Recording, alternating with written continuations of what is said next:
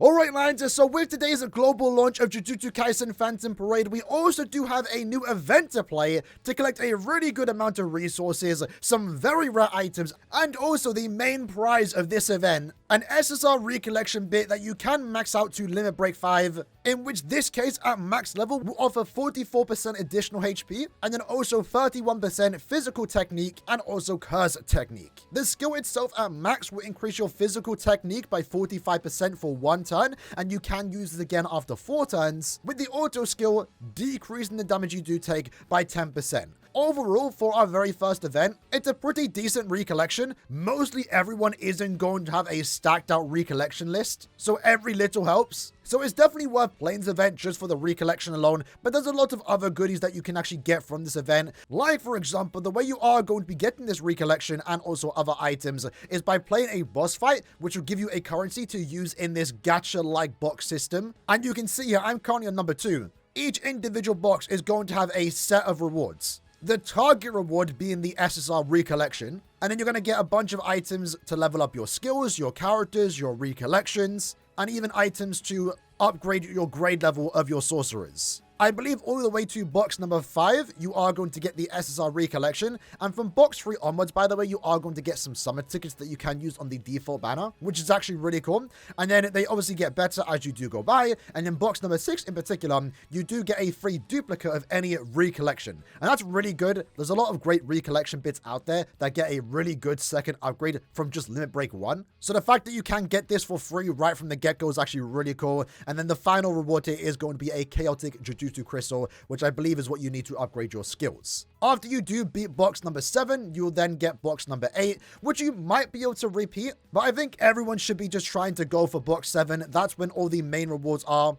You get phantom medals, you get the last set of summoning tickets, and you get a lot of EXP too. After that, it's kind of just, if you want to do it, go ahead and do it. If not, you're honestly fine. Now, one way to help you in this event is if you do own Yuji, you are going to get 20% more exorcism tokens, and any duplicate you get of Yuji, you get 4% more tokens. He's the bonus character for this event. If you have him like I did, I got him from my early gacha. He's going to be really good here. Alongside that, there's 2 recollections that you can get. This one is available right now in Yuji's banner. If you have that on any character, you're getting 15% more tokens. And then also, the recollection that you can get in this event is also a bonus. So once you do get it for beating chapter 8, I believe, you'll get it for free right from the get-go. Make sure you put it in your team because it is giving you 15% more tokens. And as you go through all 8 boxes, every time you get a duplicate of this recollection, limit break your recollection, and then in that case, you're getting more bonus exorcism tokens. You don't need bonus characters to finish the event, but obviously it will help you just overall get more. Now, with that said, let's jump to the event section and look at the normal difficulty. So there's 8 quests. Once you do beat the 8th quest, you will get your first copy of the SSR recollection. And the idea for this event is you want to beat the normal difficulty or the hard one, more so the hard difficulties. And upon completing this event, you are going to get residuals of cursed energy, and this is going to be the stamina system for the boss fight. The boss fight itself takes 20 stamina to actually attempt. There is a practice section in case you do want to try out a team, see how many attempts it does take to beat a boss. And then with that stamina, upon beating a boss like this, you are going to get the exorcism tokens, which again, you are going to use in this exchange shop. Now, if we have a look at the hard quests in particular, these are the ones you are going to want to return to daily, because you'll see here that each quest can only be beaten 3 times, and these ones do actually give more rewards. So you'll see here, at a base drop, you're getting 8+ residuals of cursed energy. So I think the idea here is every single day when daily reset does happen, you come back to the hard section, you sweep all 5 quests, at least many as you can do, and then with that stamina, you go back into the boss fight. There are 4 boss fights: special, very hard, and normal. Special in particular is the hardest one and can only be beaten 2 times per day, but for most people, just attempt the one that you can beat in 1 to 2 attempts. Once you do fail, you actually kind of retry the boss with the HP that you depleted, so you're always guaranteed rewards. In my case, I can beat the very hard difficulty, but it is going to take 5 attempts with my particular team. Since we have 2 weeks to play this event, if anything, you might want to save up your stamina so your team gets better, to the point that you can maybe beat very hard in 1 attempt. Right now, though, for the sake of the video, let's do a hard attempt because I know I can't beat this in 1 attempt. You actually can, by the way, have it auto multiple times. Once you do beat it, So if you do have a team that can maybe auto the hard difficulty, for example, in 1 attempt, well then you can just let it run by itself and come back in 5 minutes with a bunch of extra rewards. In my case though, we're going to run through it manually. Now this is the team that we are using. It is a pretty good team. I don't expect everyone to have this team right from the get-go unless you have already done a lot of summons. But either way, let's just do an example run. Right, so first up, let's turn off all these. I had auto turned on. Let's buff our characters. We'll buff with Yuji as well. And we will not be using that. And then that's how this team usually works. We spend the first turn just buffing our characters up. And we should be able to beat it in like 8 turns. Maybe just 9. So let's use our normal attacks with these characters. Punch with Yuji. And then we're going to start doing our damage here. Don't have to worry about using any healing abilities until the characters start to do a bit of damage. Like now, for example, will be a perfect time to heal our team. We'll use Let's Go Kathy. That's going to actually buff our team's damage a bit. We'll do a cheeky triple kick. And then we'll once more do another attack with Gojo. At this point, we're debuffing the boss. We're buffing our character's attack. And we're also slowly but surely breaking the boss. This yellow bar is their break attack. That's where we actually get to do a bit more damage. I'm going to use this because this third bar means the boss is going to do quite a big damage attack and I want to tank it. So this ability, Recollection, will let us decrease damage taken by 30%. We might as well buff up again just to be safe. Once more buff up with Yuji. And then we'll just do a normal attack with Gojo. So let's see how this plays out. Pretty good damage from Gojo right there. Critical hit, you'll have to see it. Nanami goes down. That's unfortunate, but it is what it is. It's not too bad. I think we'll spend this turn buffing up. Unfortunately, can't do that with Yuji. But next turn, we are going to be able to let off our ultimate and also, I believe, break the boss. We didn't break. That's fine, though. We'll definitely break right now. Here we go. Let's use our Recollection. We'll do a Black Flash. Use our Recollection once more. And then also let off our ultimate. And I believe Nobara does break. Yes, sir. In this case, this is where we're going to get a lot of our damage. We hear a Black Flash. 2 Black Flashes there. You'll love to see it. Gojo letting off raids. How much damage are we doing? Do we get a critical? No crit, but 112k. We get the cooperative ultimate.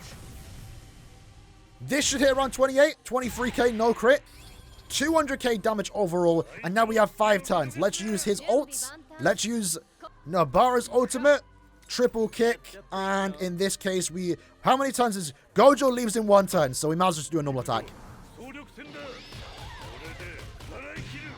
So there we go. Decrease some of their defense. 67k from Nobara. Little cheeky cooperative ultimate attack. Only 5k there. That's fine though. 78k overall.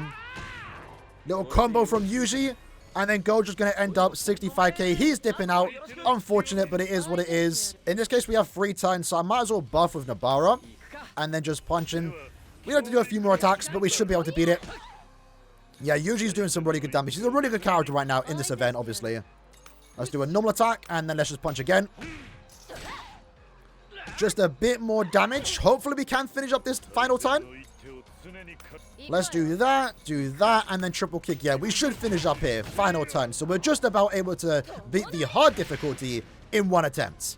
And that's really good. Had we not finished the event in 10 turns, we'd be able to retry it with the boss weakened and still get some rewards nonetheless. So even if you fail to beat the boss, you're still going to get rewards back. But the idea is that you do want to try and beat any boss. The hard, very hard, normal, or special if you can, in 1 go. And if you can, you're obviously going to get more tokens. In this case, since we do have a bonus character here, we are getting a 39% increase. And from this run, we got over 100, right? And that's the general idea on how this event is going to work. You'll do the normal, ideally the hard difficulties daily to get the residuals of cursed energy. With that cursed energy, you're going to go to the boss fight. And once you beat the boss, you'll get exorcism tokens, which you can then use in the exchange shop. So let's go ahead and use a couple rights here. I believe we're doing a temple here. We actually did end up getting the SSR. That's nice to know.